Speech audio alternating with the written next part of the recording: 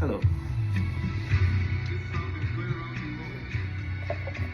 I want to just speak briefly on something that was laid in my spirit by the Holy Spirit not so long ago.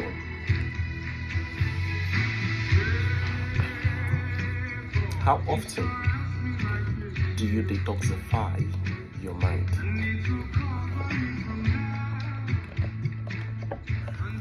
How often do you detoxify your mind?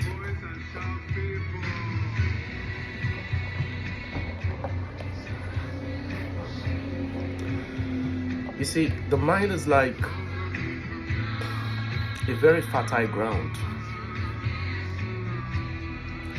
Whether you put in something there or not, something will always grow. If you've seen a very fertile land, it doesn't matter if there is manure on it. It doesn't matter what the owner of the land has done on it or has not done on it. Weeds grow. A lot of things grow. Because that's the design. That's God's design for a fertile land, for things to grow. And that's also how our minds are. Our mind is so fertile. So whether you put in something in there or not, something will always grow.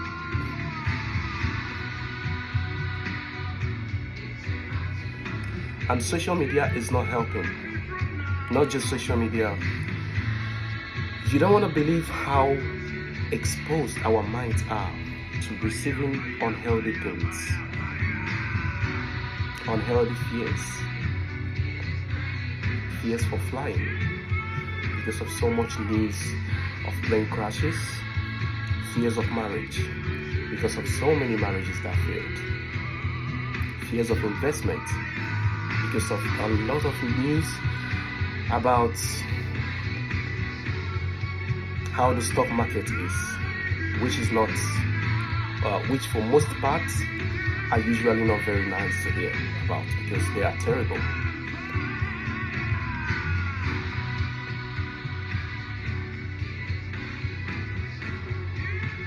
Because good news don't make rounds. It is always the bad news. And guess what? Bloggers don't care about your mental health. They don't care about how you're feeling. For them, it's all about traffic. It's all about what drives and brings them traffic and money and maybe fame. You keep scrolling on your Instagram. You maybe try this experiment. Any day you're on a normal typical day where you're scrolling on your social media feeds, especially Instagram, try to bring out a sheet of paper and write out how many number of bad news you were able to consume within that day. You are going to be shocked how much number will turn up. And you think all of these things are not having effect on you. You think all of these are not affecting your subconscious. Because we have a subconscious mind. And that is the part of our mind where we are not even aware of the things that, we are not very aware of the things that are going on there. We are not fully aware of. We know it exists, but we're not fully aware of the things that are going in there. And that is the most fertile part of the mind, the subconscious mind. Because things just keep getting in there, whether you authorize them to get in or not. So you have to be intentional about detoxifying your mind. Once in a while, take a break from social media. Keep your damn phone. You're not gonna die. And I'm also speaking to myself, because I've done this just once or twice this year, and the difference was very clear. keep your phone down. Spend the time praying, chatting with just your family. Or if you want to even achieve drastic results, don't talk to anybody. Just make sure you have the emergency available in case if something happens. Take a break. You will come back feeling a lot better. You can do this for 1 day, 2 days, totally no social media. You will be amazed. You will be very, very amazed at the results you are going to achieve. You will be amazed by how much you've let go, by how better, you'll be amazed with how better you'll be feeling when you come out. If you cannot do this to detoxify your mind, another way to detoxify your mind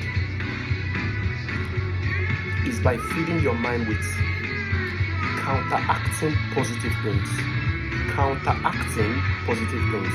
That is to say, some things that will stay in your mind and their work will be to counter most of those effects that your mind derives from overexposure to different types of negative vices, negative news, negative occurrences. Listen a lot to Pastor Kingsley. Read books about successful people. Read books about people whose marriage were very successful. If you want to watch cartoon about a utopian marriage that was just beautiful and perfect all through. People might laugh at you, but you know what you're doing. The reason why you have to do all these things is to also put something in your mind, something that will counteract the fear, the insecurity, the pains you don't feel that much,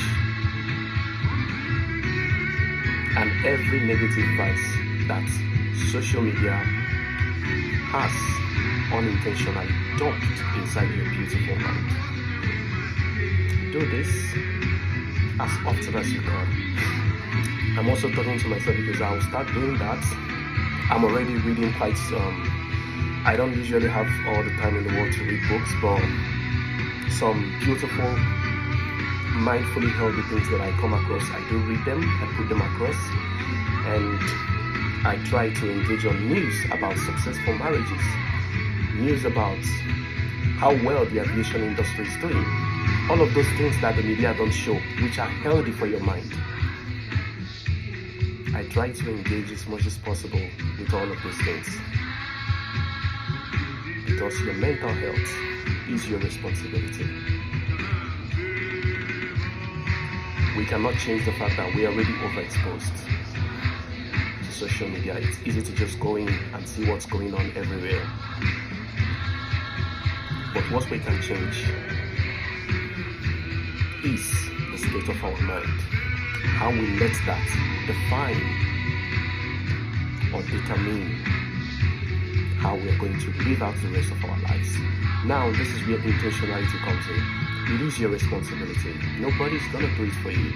And don't sit down there saying it's just gonna happen perfectly, automatically. No, you have to put in the work. And as you do that, God will help you. God will bless you. Thank you very much for giving me your 9 minutes. God bless you. Thank you.